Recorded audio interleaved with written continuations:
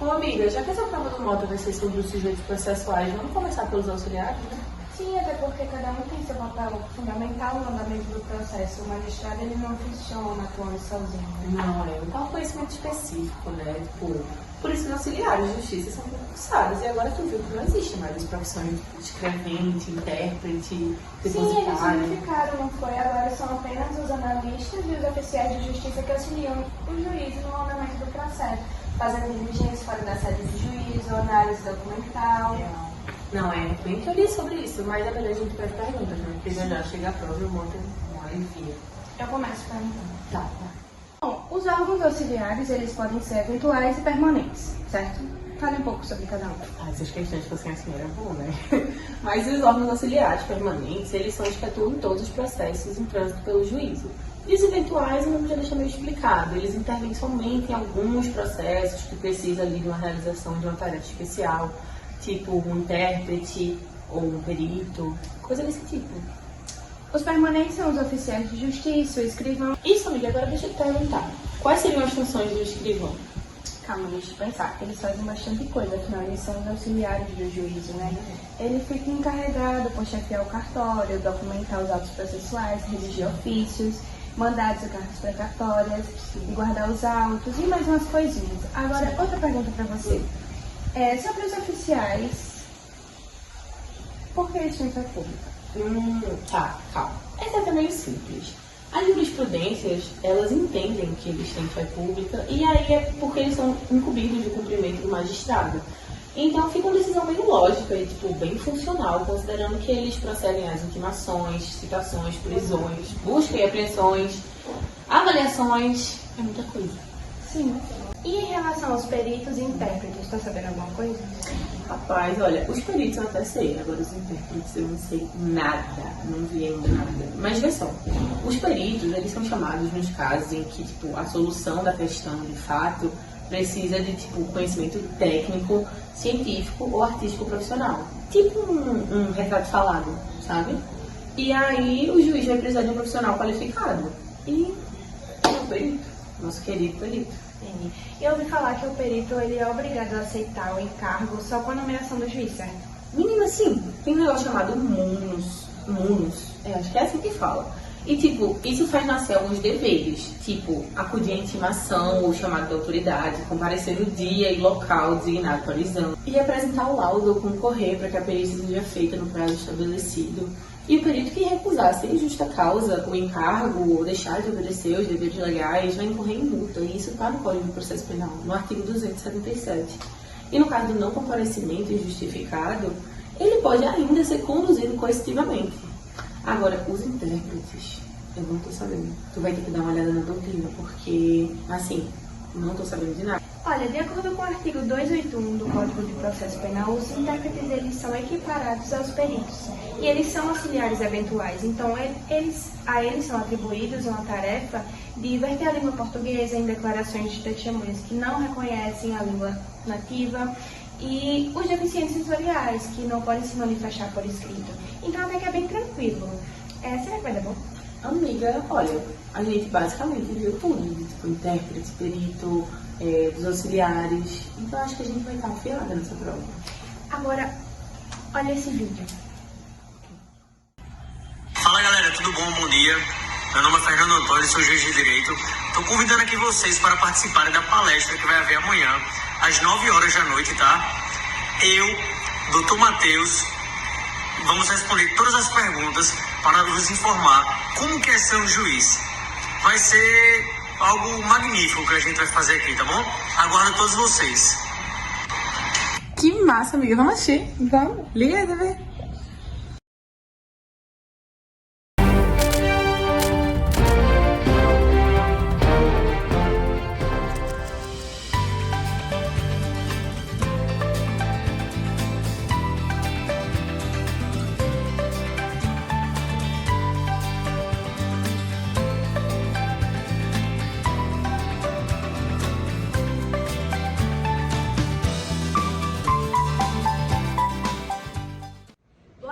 episódio de hoje do Falando Direito, nós contaremos com a presença de dois ilustres magistrados do nosso estado, Dr. Fernando e Dr. Matheus, onde iremos debater, junto com os outros colegas, acerca da temática do juiz e a atuação dele atualmente no sistema judiciário brasileiro e também na sociedade.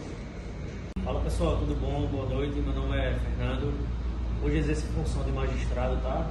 Vou falar um pouco mais sobre como é ser um juiz, aqui no nosso programa Falando Direito. Eu sou Matheus Gabriel Melo, sou magistrado, juiz de garantias. Hoje agradeço o convite do programa Falando Direito para falar um pouco da atuação desse novo juiz,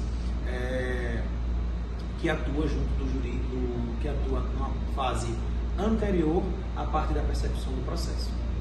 Boa noite aos doutores, mais uma vez agradeço imensamente a presença dos dois aqui, é uma honra poder entrevistá-los. E eu gostaria de dar início à nossa entrevista direcionando a pergunta para o doutor Fernando, para que ele nos dissesse, nos explanasse de uma maneira breve o que seria ser um juiz. Boa noite. O juiz é uma autoridade estatal investida de jurisdição. Jurisdição esta que pode ser utilizada para resolver lides penais. O que seria lide? Lide é conflito no ramo do direito, por meio de substituição da vontade das partes. Boa noite, doutor Fernando. Eu gostaria de saber o que é necessário para o exercício da função jurisdicional. Ótima pergunta. Pois bem, Stephanie, investidura é extremamente necessária porque é um procedimento previsto em lei que dá ensejo à nomeação para o exercício das funções. Uma capacidade técnica e jurídica também, que é um atributo que decorre da investidura, do qual se presume, em caráter absoluto, serem dotados os juízes, até que ocorra a desinvestidura. Imparcialidade também é extremamente importante, que é a qualidade do sujeito estranho à causa e desvinculando dos interesses dos litigantes. Então, doutor Fernando, qual seria a função do juiz?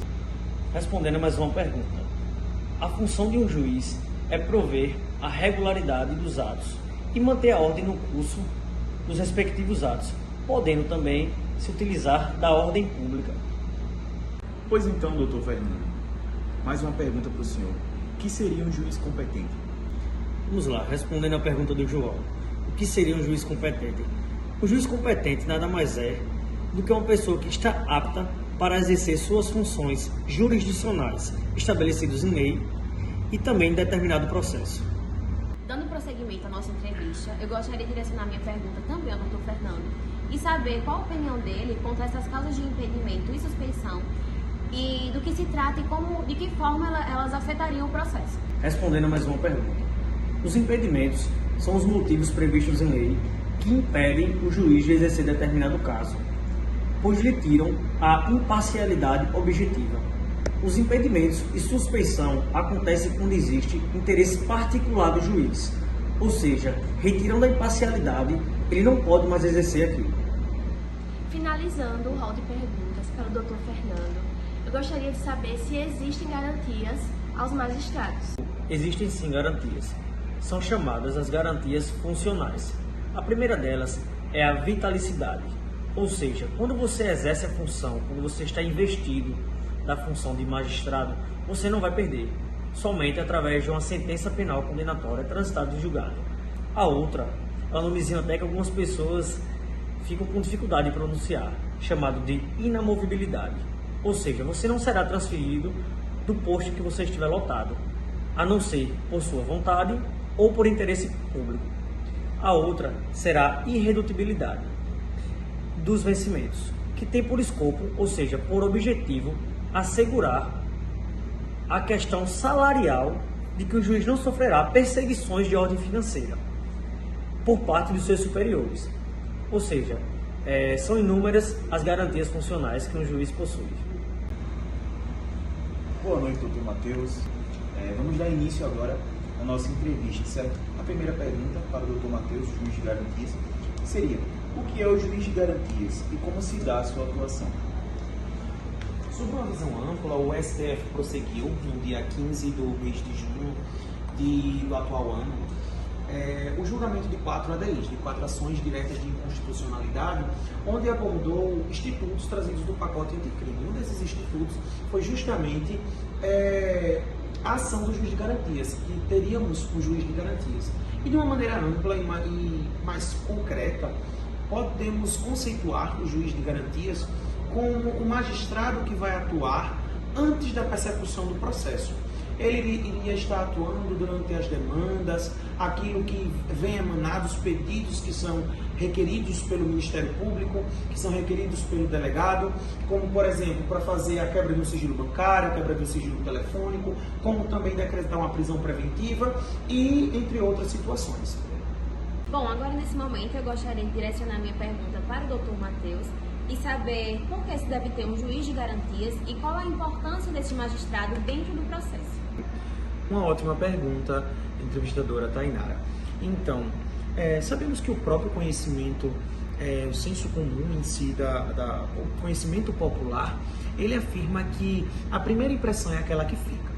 E não seria diferente com o juiz, até porque o magistrado se trata também de um ser humano.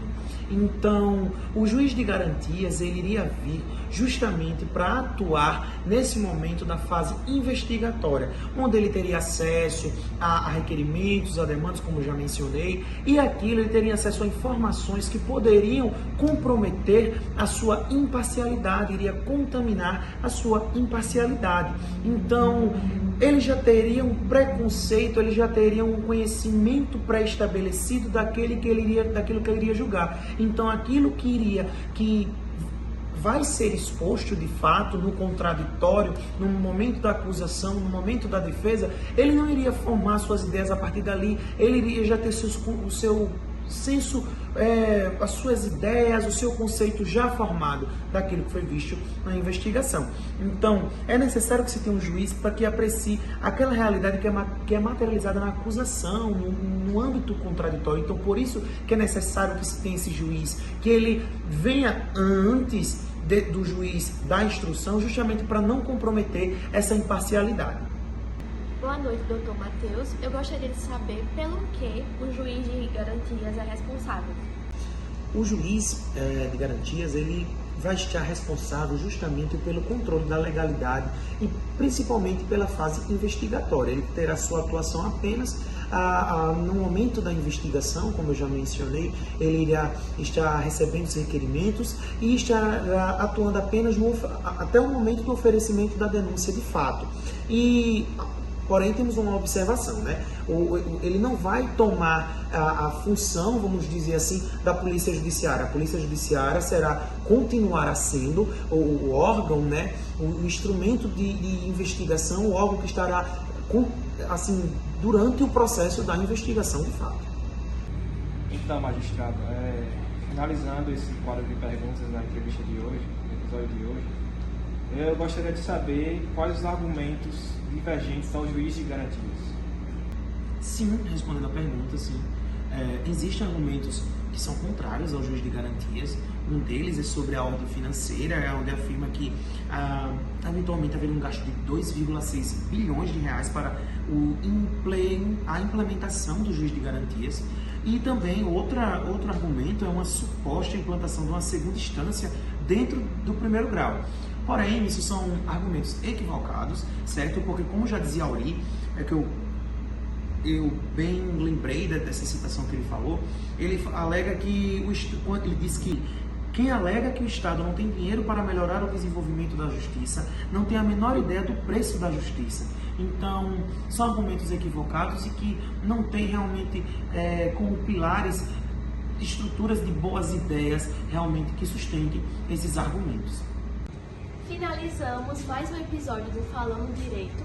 Muito obrigada à presença dos ilustres magistrados e muito obrigado ao público de casa que nos acompanha.